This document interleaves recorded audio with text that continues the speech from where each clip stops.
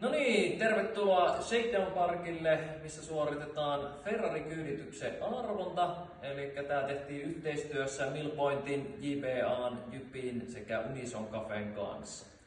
Nyt suoritetaan siis arvontaa, missä meillä onnettarena arpoo Minna Kielolta. Olen puolueeton arvontaneiti täällä.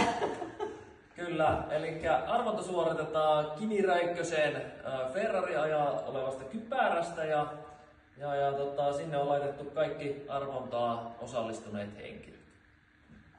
Numero voittaja on. Katsotaan, että tulee vain yksi. 134. 134, eli se on korispisteen henkilö.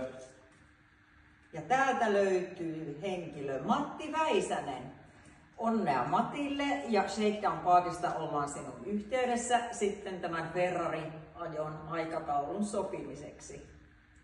Onnittelut!